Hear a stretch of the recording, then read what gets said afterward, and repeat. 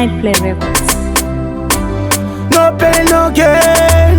I the super fire again. Diriba Nightplay.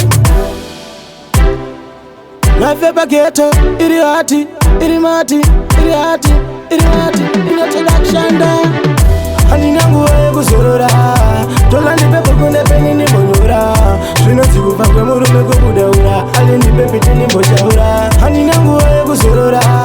Tola ni pepo kunde peni ni bonura. Shino siku fakwe muru meko kudaura. Ali ni pepi tini mbochaura. Saka aligini bikangoma waisa pa maketi. Chora mari waisa mpoketi. Atinangu wai kuterera masproketi. Ele fure rutaenda aeti. No wanunga wakati misa pa yeti. Tazoita shwe kuchamba tika pinda aeti. Tawaro wanengoma tupeti. Wazuzi wanatirimati. Hani nangu wae kuzorora. Tola ni pepo kunde peni ni bonura. Shwina siku fakwe muru meko kudaura. Ali ni pepi tini mbochaura. Hani nangu wae kuzorora. Tola ni pepo kunde peni ni bonura. Shwina siku fakwe muru meko kudaura. Ali ni pepi tini mbochaura. Saka tichoranga tichishanda. Chatiri kudai mari yakawanda. Tikadaro muri yedu inofaya fara. Nenzara izombokwara. Inofaya fara. Nenzara izombokwara. Saka tifeta kanotapa kushanda.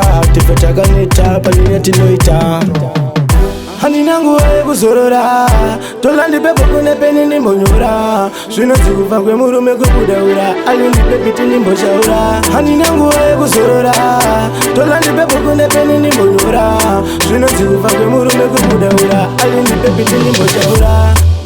Saka aligini bikangoma waisa pa maketi. Chora mari waisa mpoketi. Atinangu wae kuterera masproketi.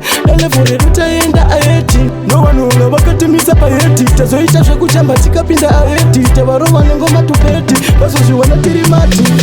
Hani nangu wae kuzorora. Tola ni pepo kunde peni ni bonura. Shwina siku fakwe muru meko kudaura. Ali ni pepi tini mbochaura. Hani nangu wae kuzorora.